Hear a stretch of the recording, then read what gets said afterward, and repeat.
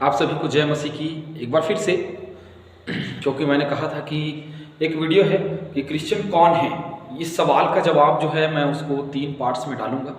तो ये दूसरा पार्ट है जिसमें हम देख रहे हैं कि क्रिश्चियन को कौन लोग हैं, है ना।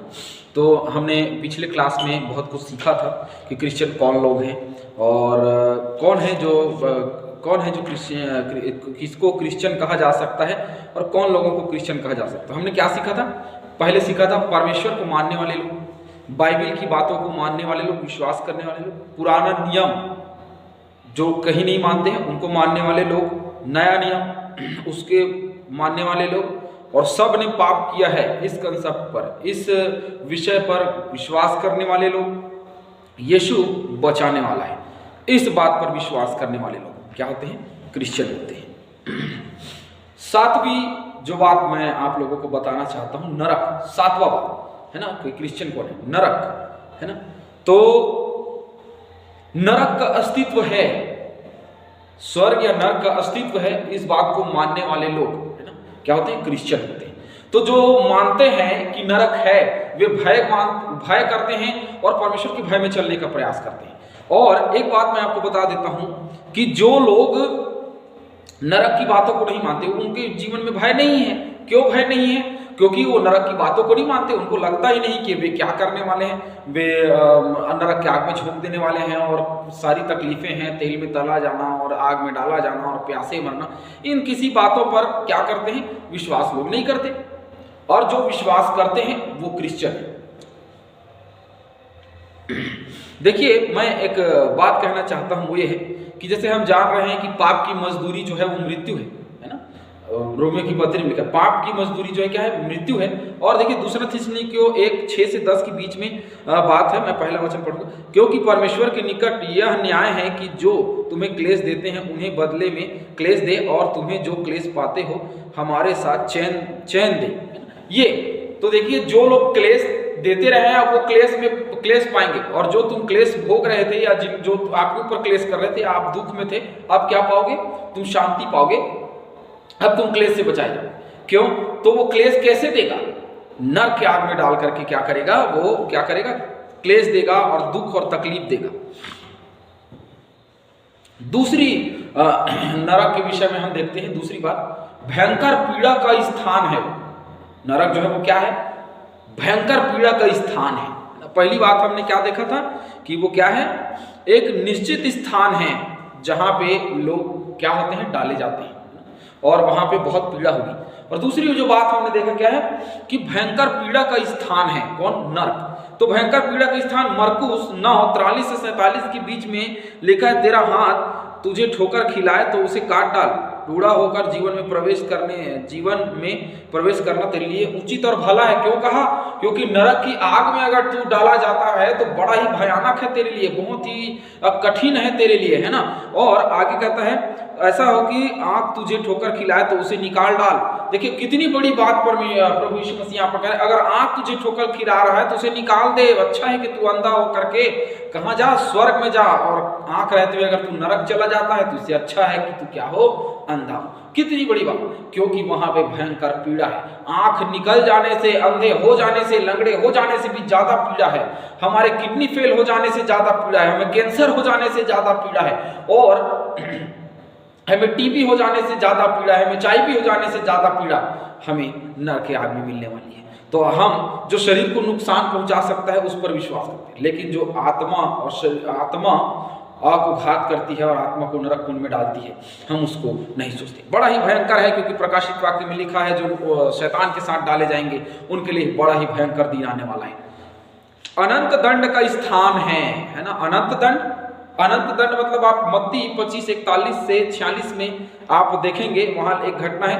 तब वह बाईं ओर वालों से कहेगा, हे शापित लोगों, मेरे सामने से उस अनंत आग में चले जाओ, है ना। प्रभु यीशु मसीह उदाहरण दे रहे हैं, कह रहे कि उस अनंत आग में तुम क्या हो? चले जाओ। तो अनंत क्या है? सबसे पहली चीज तो ये करेंगे, जिसका अंत नहीं होता, जिसको आप गिन नहीं सकते, इतने दिन में अंत होगा, इतने समय में अंत होगा, लेकिन उसका कोई अंत नहीं है। जो नरक है उसके विषय में मैं आपको बता दूं कि उसका कोई अंत नहीं है, वो अनंत दंड है। और ये दंड पाने वाले लोग जो है, जो अनंत आग में डाले जाते हैं और हमेशा हमेशा क्या करते हैं, जलते रहेंगे। बड़ा ही भयंकर है ये नरक जो है वो, और बड़ा ही दंडनीय है। देखिए सभी, और ये देखिए ये सभी लोगों के लिए है ना, जैसे लिखा है कि सभी अभिषक्तों के लिए है ना। मृत्यु पश्चात सभी का न्याय के सिंहासन के सम्मुख खड़ा होना बहुत जरूरी है। सबको खड़ा होना है, कोई इससे नहीं बच सकता। सबको उस स्थान में जाकर के खड़ा होना है और सबको खड़े होकर के न्याय चुकाना है। और जब न्याय होगा तो ऐसा होगा कि नरक के आग में हम सब क्या कर दिए जाएंगे, झोंक दिए जाएंगे। प्रकाशित वाक्य 20:12 से 15 में लिखा, फिर मैंने छोटे बड़े सब मरे हुओं को सिंहासन के सामने खड़े हुए देखा, कहता है यूहन्ना। क्यों? क्योंकि सभी को वहां लाइन से खड़े हैं, चाहे छोटे हों, चाहे बड़े हों, चाहे बुजुर्ग हों, चाहे जवान हो, चाहे बच्चे हो, सब खड़े हुए हैं। क्यों खड़े हुए? न्याय के सिंहासन के सामने, क्योंकि अभी सबका न्याय होने वाला है। और जब न्याय होगा तो सब अनंत आग में डाल दिए जाएंगे, जिसे हम क्या कहते हैं, नर्क कहते हैं। तो नर्क पर विश्वास करने वाले लोग, और नर्क क्या है, बड़ा भयंकर है। जो इन बातों पर विश्वास करता है वही है क्रिश्चियन। 8वीं बात, स्वर्ग। 8वां कदम क्या है, स्वर्ग, है ना। तो जैसे नर्क का विश्वास करते हैं, तो आप जैसे नर्क का विश्वास करते हैं, वैसे ही स्वर्ग का भी विश्वास करने वाले लोग हैं, है ना। जो क्रिश्चियन है, जो विश्वासी हैं, वे क्या करते हैं, स्वर्ग का भी विश्वास करते हैं। तो पहला पत्रस 1:3 से 4 में लिखा, हमारे प्रभु यीशु मसीह के परमेश्वर और पिता का धन्यवाद हो, जिसने यीशु मसीह के मरे हुए में से जी उठने के द्वारा अपनी बड़ी दया से हमें जीवित आशा के लिए नया जन्म दिया, अर्थात एक अविनाशी और निर्मल और अजर मिरास के लिए, जो तुम्हारे लिए स्वर्ग में रखी। कहाँ रखी है? जो विश्वास करने वालों के लिए स्वर्ग में रखी है। उस जीवन को परमेश्वर ने दिया प्रभु यीशु मसीह के रूप में हमें, और हमें स्वर्ग, हमारे लिए स्वर्ग का द्वार खोल दिया। जो महासिंहासन में नहीं जा सकते थे हम, और मैं आप लोगों को बताना पहला कुरिन्थियों उसके 15:20 से 21 में लिखा है, परंतु सचमुच मसीह मुर्दों में से जी उठा, और जो सो गए हैं उनमें पहला फल हुआ, क्योंकि सब मनुष्य के द्वारा मृत्यु आई, तो मनुष्य के ही द्वारा क्या लिखा है, मनुष्य के ही द्वारा मरे हुओं का पुनरुत्थान भी आया। तो पुनरुत्थान मतलब जी उठना। हम अभी तक मरे हुए थे और अभी तक स्वर्ग में नहीं जाने वाले थे, लेकिन अब क्या हो रहा है कि प्रभु ने हमको जिलाया, अब हम स्वर्ग को जाने वाले हैं। ऐसा क्यों हुआ? क्योंकि परमेश्वर जो है वो चाहता था कि हम उसके साथ स्वर्ग में आनंद करें, उसकी महिमा करें, उसकी स्तुति करें। लेकिन हम जो मनुष्य हैं वो क्या कर रहे हैं, उसके विपरीत हैं। इसका मतलब हम स्वर्ग पर विश्वास नहीं करते हैं। जो स्वर्ग पर विश्वास करते हैं वही क्रिश्चियन है, क्योंकि वो उसके हिसाब से चलते हैं। और स्वर्ग में बहुत सारी बातें हैं, मलमल सा और एक शीशा सा, माणिक सा, और बहुत सुंदर। यूहन्ना ने ऐसा संसार की चीजों से, अच्छी चीजों से क्या किया, उसने तुलना करके बताया कि स्वर्ग ऐसा है, लेकिन उससे कहीं ज्यादा अच्छा है ना। और वो जिस तरीके से प्रकाशित वाक्य में यूहन्ना स्वर्ग के दर्शन को देख करके बता रहा है, उस हिसाब से ये दुनिया में ऐसा कहीं भी आपको घर नहीं मिलेगा, है ना, जो परमेश्वर यहोवा ने स्वर्ग में हमारे लिए तैयार किया है। 9वां, अनुग्रह। अब देखिए स्वर्ग तो ठीक है, हम सब स्वर्ग, अब नरक और स्वर्ग पे तो हमने विश्वास कर लिया, लेकिन अनुग्रह, स्वर्ग वही जाता है जो अनुग्रह पर विश्वास करता है। जो अनुग्रह पर विश्वास करता है वही क्या है, वही क्रिश्चियन है। तो अनुग्रह जो है वो क्या है, 2 कुरिन्थियों 9:15 में क्या लिखा है, परमेश्वर का उससे उस दान के लिए जो वर्णन से बाहर है, धन्यवाद हो। कौन से दान से? दान का मतलब समझते हैं? दान का मतलब होता है फ्री में देना। किसी को हम क्या करते हैं, फ्री में देते हैं। अब चलिए, बाइबल में फ्री में बहुत सारी चीजें हमको मिली है मुफ्त में। पहली, सृष्टि की रचना के द्वारा हमें क्या मिला है, जीवन मिला है। तो सृष्टि की रचना की उसने, उत्पत्ति 1:1, उत्पत्ति 2:7, उत्पत्ति 1:3, इन सब में हमको सृष्टि की रचना का विषय मिल जाएगा, जो मैं अभी क्लास में आगे चल रहा है, हमारा जो बढ़ रहा है, तो आप उसको देखेंगे तो समझ में आएगा, है ना।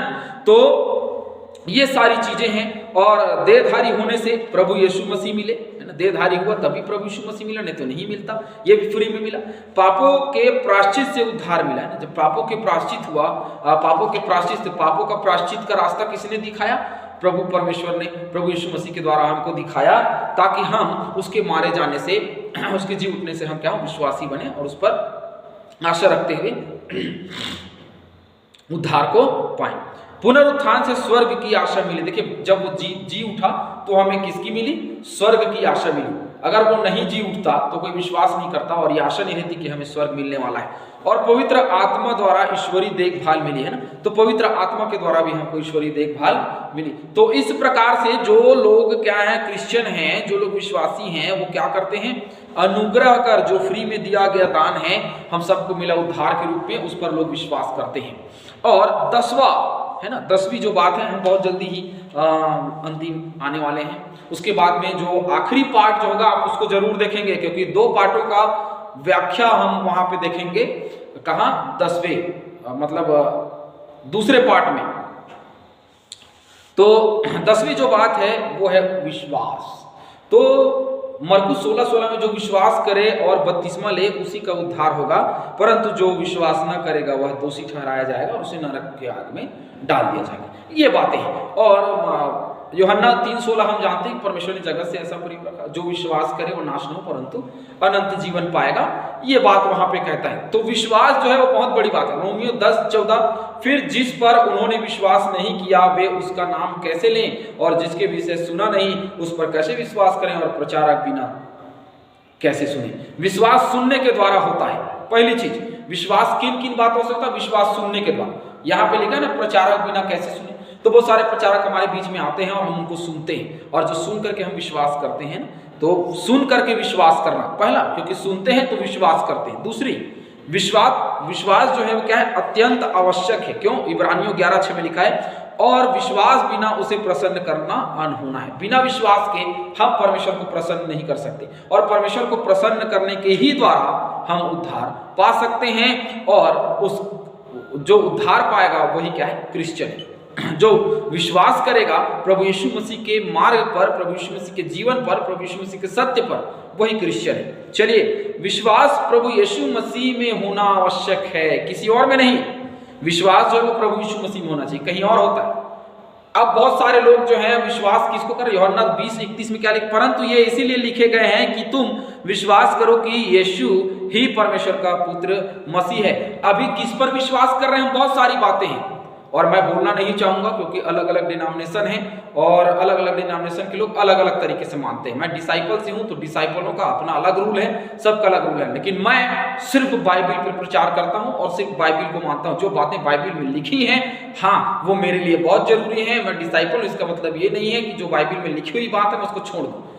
तो मैं आपको यही कहना चाहता हूं कि हम क्या हैं? हम विश्वासी लोग हैं, और हम विश्वास करते हैं कि प्रभु यीशु मसीह ही परमेश्वर का पुत्र है, तो उस पर विश्वास करें। लेकिन जो नहीं करता वो क्रिश्चियन नहीं है, और जो करता है वो क्रिश्चियन है।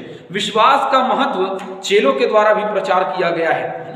विश्वास का जो महत्व है वो चेलों के द्वारा भी प्रचार किया गया है। तुम विश्वास करो, तुम्हारे विश्वास के द्वारा तुम्हें चंगाई मिली, तुम्हारे विश्वास के द्वारा तुम देख नहीं पाए। बिना विश्वास के प्रभु यीशु मसीह ने भी किसी को चंगा नहीं किया। क्या तुम्हारे विश्वास ने तुम्हें चंगा किया? तो विश्वास बिना सब चीज अधूरा है ना। विश्वास करना बहुत जरूरी है। 11वीं बात मैं आपको बताना चाह रहा हूं, मैंने पिछले दिनों में इसके ऊपर में वीडियो डाला है, मन फिराना। मैं बहुत ज्यादा मन फिराना के ऊपर में नहीं बोलूंगा कि मन फिराना जो है वो क्या है, लेकिन मैं आपको थोड़ी सी बात, मन फिराना सुझाव नहीं, क्या है? आज्ञा है। लोग क्या बोलते हैं कि मन फिरा लो, ये बोलते कि अरे नहीं, आप अपना मन बदल, बोलते हैं कि आप इस नौकरी को कर लीजिए या नहीं करेंगे, तो ऑप्शन है आपके पास में। लेकिन यहाँ पे आज्ञा है, आपको मन फिराना ही पड़ेगा। बिना मन फिराए कोई क्रिश्चियन नहीं हो सकता। जो क्रिश्चियन है वो मन फिराया हुआ होता है। पुराने जीवन को जी रहे हैं कई लोग आज, है ना, पुराने जीवन को जी रहे हैं, तो वो क्रिश्चियन नहीं है। मैं अंतिम भाग में इन सभी चीजों को बताने वाला हूं, तो अंतिम भाग को आप बिल्कुल सुनिए उसको, है ना, और देखिए वह क्या है। मन फिराने की चेतावनी। मन फिराना जो कहा उसने, प्रभु यीशु मसीह ने कहा और यूहन्ना बपतिस्मा दाता ने कहा, वो एक चेतावनी थी। अगर मन फिरा लो, अभी भी समय है, क्योंकि स्वर्ग का राज्य निकट है, और अगर नहीं मानोगे तो फिर सब के सब मारे जाओगे। सुसमाचार के प्रत्युत्तर में मन फिराना, तो सुसमाचार का उत्तर है ये मन फिराना। मतलब सीधी सी बात मैं आपको कहना चाहूंगा, प्रेरितों के काम 2:37 से 38 में लिखा, तब सुनने वालों के हृदय छीन गए और पतरस और शेष प्रेरितों से पूछने लगे, हे भाइयों, हम क्या करें? और पतरस ने उनसे कहा, मन फिराओ। लोगों के हृदय जो है वो छीन जाते हैं। तो सुसमाचार का क्या है, प्रत्युत्तर है, उसका उत्तर मिलता है। जैसे हम प्रचार करते हैं तो बहुत सारे लोगों का मन बदल जाता है। बहुत सारे हमारे वक्ता भाई हैं जो प्रचार करते हैं, प्रभु का धन्यवाद करता हूं, मैं हर बार उनके लिए धन्यवाद करता हूं। तो क्या होता है, जीवन बदल जाता है। तो परमेश्वर के प्रेम के प्रति उत्तर में मन फिराना, तो पहले सुसमाचार के प्रति उत्तर में, अब परमेश्वर के प्रेम के प्रति उत्तर। तो परमेश्वर से जो प्रेम करता, रोमियो 2:4 में लिखा, क्या तू उसकी कृपा और सहनशीलता और धीरज रूपी धन को तुच्छ जानता है? क्या यह नहीं समझता कि परमेश्वर की कृपा तुझे मन फिराव को सिखाती है। परमेश्वर की जो कृपा है वो हमको मन फिराने को सिखाती है, हमारा जीवन बदलना चाहिए। पांचवी बात मैं इसमें कहना चाहता हूं, मन फिराना हृदय को पूर्णतः परिवर्तित करता है। थोड़ा बहुत भी मलिनता नहीं होनी, वो थोड़ी थोड़ी गलतियां हमसे हो जाती हैं, छोटी छोटी जो लोमड़ियां हैं वो दाग की बारी को नष्ट कर देती है। परमेश्वर के वचन में लिखा है, तो छोटी छोटी गलतियां एक दिन हमारे मसीही जीवन को क्या करती हैं, नष्ट कर देती है ना, क्या करती हैं, एक दिन हमारे जीवन को नष्ट कर देती हैं। इसीलिए आप अपने जीवन में आगे बढ़िए, है ना, आप अपने जीवन में आगे बढ़िए और आपका मन पूर्ण परिवर्तित हो। जिसका मन पूरा बदल जाता है, जिसका मन पूर्ण परिवर्तित हो जाता है, वही जो है वो क्या है, क्रिश्चियन है। अंगीकार करना, तो अंगीकार करना क्या है, मुंह से कहने के द्वारा अंगीकार करना। अंगीकार करने का अलग अलग प्रकार होता है, लेकिन मैं आपको बता दूं अंगीकार क्या है, पाप से पश्चाताप करना, अपने पापों को मानना और प्रभु के सामने इसका क्या करना, प्रभु के सामने इसको मान करके उसको छोड़ देना, ये होता है अंगीकार करना, है ना। जो अंगीकार करता है उसको छोड़ देता है, जो उसको पकड़ा रहता है वो अंगीकार कभी नहीं करता। लोग बोलते हैं कि हमने मान लिया, मान लेना अलग चीज है, लेकिन अंगीकार करने का मतलब होता है जिस पाप के लिए हम एक बार मर गए उसमें दोबारा जीवन नहीं बिता सकते। मुंह के द्वारा कहने के द्वारा हम अंगीकार करते कि हम ये चीज नहीं कहेंगे। दूसरी बात, अंगीकार प्रभु यीशु मसीह का करना, है ना, प्रभु यीशु मसीह का अंगीकार करना कि प्रभु यीशु मसीह ही मसीह है और परमेश्वर का पुत्र है, उसको मान लेना है कि हाँ हमसे हुआ है और हमसे गलतियां हुई हैं और हम दोबारा नहीं करेंगे। अब अंगीकार गवाहों के समक्ष करना, बहुत सारे गवाह होने चाहिए। जैसे हम गवाही रखते हैं तो बहुत सारे लोगों के सामने गवाही रखते हैं और हम कहते हैं कि हम ये पाप हमारे जीवन में था, अब हम छोड़ रहे हैं। यह सब हमें बपतिस्मे के लिए प्रेरित करता है। ये सारी जो बातें हमें बपतिस्मे के लिए प्रेरित करती हैं कि जो ये सारी बातें जो है वो हमें क्या करती हैं, अंगीकार करना, मतलब हम अंगीकार करते हैं अपने पापों से, अपराधों से, अपने गुनाहों से, है ना, और वो क्या करती है, बपतिस्मा की ओर, पाप से पछतावा की ओर हमें क्या करती है, मृत्यु से जीवन की ओर हमें इंगित करती है। हमारा जीवन अंगीकार से भरा हुआ होना चाहिए। बपतिस्मा 13वीं बात जो है वो बपतिस्मा, प्रभु यीशु मसीह ने कहा जाओ सारे जगत के लोगों को चेला बनाओ और पिता पुत्र पवित्र आत्मा के नाम से क्या दो, बपतिस्मा दो। एक बहुत बड़ा विषय है, इसलिए मैं बहुत ज्यादा इसके विषय में नहीं बोलूंगा, आने वाले दिनों में इसके विषय में डालूंगा। लेकिन मैं आप सभी को एक चीज कहना चाहता हूं, जैसे प्रेरितों के काम में लिखा है, तब सुनने वालों के हृदय छीन गए और हे भाइयों उनका मन फिराओ और अपने अपने पापों के यीशु मसीह के नाम से क्या कर लो, बपतिस्मा लो, है ना। पतरस ने कहा कि अपने अपने पापों से मन फिराओ और बपतिस्मा लो। मन फिराना है और मन फिरा करके बपतिस्मा लेना है। और जो बपतिस्मा लेते हैं ये भी क्या है, ये लोग भी क्या है, क्रिश्चियन हैं। इसीलिए जो बपतिस्मा लेना चाहिए, तो बपतिस्मा के विषय में हम आने वाले दिनों में डालेंगे, तो बहुत ज़्यादा मैं नहीं बोलने वाला हूं। लेकिन वही क्रिश्चियन है जो बपतिस्मा लिए हुए हैं और बपतिस्मा लेकर के जिनके जीवन में चिन्ह, तो बपतिस्मा सिर्फ ये नहीं कि पानी में डुबा लिया और बपतिस्मा हो गया, है ना। बपतिस्मा का अर्थ होता है प्रभु यीशु मसीह का अंगीकार करते हैं, उसको मान लेते हैं कि प्रभु यीशु मसीह ही परमेश्वर का पुत्र है। तो उसके बाद में, है ना। अब 14वीं बात हम आपके सामने रखना चाह रहा हूं मैं, और वो क्या है, पवित्र आत्मा। इसके विषय में भी आने वाले दिनों में वीडियो डलेगा। तो पवित्र आत्मा जिसके जीवन में है, उसके जीवन में आत्मा के 9 फल दिखाई देते हैं। पवित्र आत्मा के काम उसके पुस्तक उसके 2:38 में लिखा है, पतरस ने उनसे कहा मन फिराओ और तुम में से हर एक अपने अपने पापों की क्षमा के लिए प्रभु यीशु मसीह के नाम से बपतिस्मा ले, तो तुम पवित्र आत्मा का क्या पाओगे, दान पाओगे। ये बात लिखी हुई थी और पवित्र आत्मा के विषय में हम आगे चर्चा करेंगे। और बहुत सारे वचन हैं जो पवित्र आत्मा के गुण और वो सारी बातों को बताते हैं कि किस प्रकार से पवित्र आत्मा के गुण हैं और पवित्र आत्मा जो है वो किस प्रकार से हमारे जीवन में काम करता है। मैं बहुत शॉर्ट रूप में बता रहा हूं आप लोगों को कि पवित्र आत्मा कैसे हमारे जीवन में काम करता है। देखिए, पवित्र आत्मा जो है, जैसे पवित्र आत्मा हमें दिया गया, प्रभु यीशु मसीह ने कहा कि मैं तुम्हारे लिए सहायक आत्मा भेजूंगा। सहायक आत्मा का अर्थ क्या होता है, असिस्टेंट समझते हैं। असिस्टेंट जो है वो किसी व्यक्ति के लिए सहायता के लिए रखा जाता है। वो क्या करता है, गाइडलाइन करता है। कि सर आपको ये खाना है, यहाँ जाना है, ये पीना, इससे मीटिंग है, इतने समय ये है, इतने समय ये है। समझ लीजिए पवित्र आत्मा जो है हमको इसी प्रकार सिखाती है कि आपको क्या करना चाहिए, क्या नहीं करना चाहिए, कौन सा पाप है, कौन सा अपराध है, किस रास्ते जाना है, किस रास्ते नहीं जाना है। आप गाड़ी भी चला रहे हो तो पवित्र आत्मा को आपको गाइड करती है कि 40 से ऊपर, 50 से ऊपर ज़्यादा स्पीड हो रहा है, आप धीरे चलाइए क्योंकि खतरा है। ये सारी चीज़ें खतरा होने से पहले परमेश्वर के जो आत्मा है हमको बता देती है। जैसे हमारे यहाँ धीरज बघेल भैया हैं, उनके पिता का बड़ा ही भयानक तरीके से एक्सीडेंट हो सकता था और पीछे से एक लॉरी में बहुत सारा राट भरा हुआ था, पाइप, तो उनकी गाड़ी में घुस गया और अंकल को लगा कुछ हो रहा है और वे झुक गए।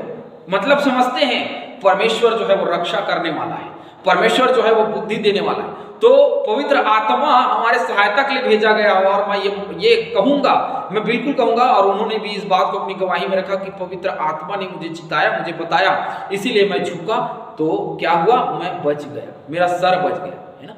तो देखिए एक अगुवाई होती है, वो पवित्र आत्मा का काम है, वो हमारे लिए सहायता करती है, हमें क्या करना चाहिए क्या नहीं करना चाहिए। जब हम प्रचार करने के लिए कहीं खड़े होते हैं तो पवित्र आत्मा हमें सामर्थ्य देता है और हमें बताता है क्या हम नहीं परंतु पवित्र आत्मा बातचीत करती है और पवित्र आत्मा जो है करती है ना। और प्रार्थना करते हैं तो पवित्र आत्मा में, आराधना करते हैं तो आत्मा में जब हम भर के आराधना करते हैं तो प्रभु हमारे क्या करते हैं, आराधना को, हमारी प्रार्थना को ग्रहण करता है। इसीलिए मैं आप लोगों को एक बार फिर से कहना चाह रहा हूं, वो ये है कि आप सभी इस बात को ध्यान में रखिए, क्रिश्चियन कौन है? क्रिश्चियन वो है जो पवित्र आत्मा को मानते हैं, पवित्र आत्मा के अनुसार अपने जीवन चलाते हैं, और जो पवित्र आत्मा को नहीं मानते, मैं आपको साफ कर रहा हूं, वो क्रिश्चियन नहीं है। तो कौन कौन सी बातों को हमने देखा है? बहुत सारे बातों को हमने देख लिया है और अब हम अपने मुख्य टॉपिक पे अगले जो पार्ट है उसमें आएंगे।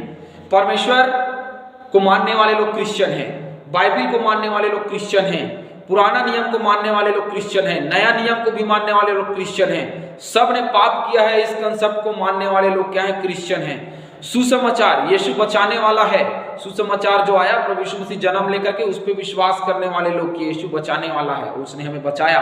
नरक और स्वर्ग दोनों अलग अलग है, नरक पर विश्वास करने वाले लोग, स्वर्ग पर विश्वास करने वाले लोग, और अनुग्रह पर विश्वास करने वाले लोग, और विश्वास उनके जीवन में होना चाहिए, क्योंकि ये सब जो नीचे लिखी हुई हैं वो सब विश्वास पर निर्धारित है।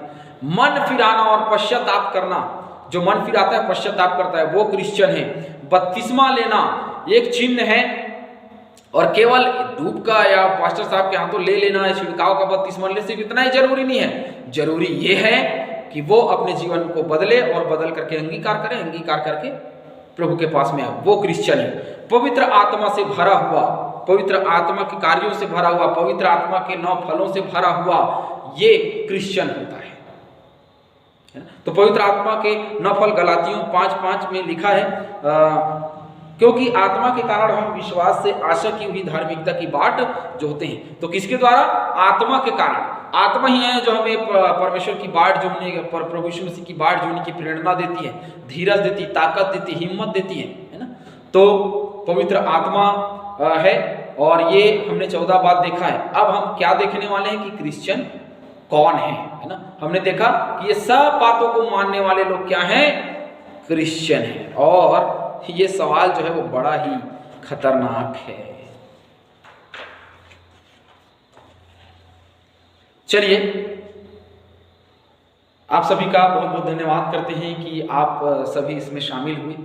2 पार्ट बन चुका है, तीसरा जो पार्ट है वो भी इसके बाद में डलेगा, और उसको आप देखिए। आप सभी को जय मसीह की, प्रभु आप सभी को आशीष दे, और आप निरंतर प्रभु में बने रहें, और प्रभु आप में बने रहे, और आप में आत्मा के 9 फल हों, और क्रिश्चियन लोगों को लगने चाहिए कि हाँ, ये मसीही लोग हैं, ये हैं जो प्रभु को प्रस्तुत करते हैं, यही लोग हैं जो प्रभु के साथ में चलते हैं, और इस प्रकार से। तो प्रभु आशीष दे।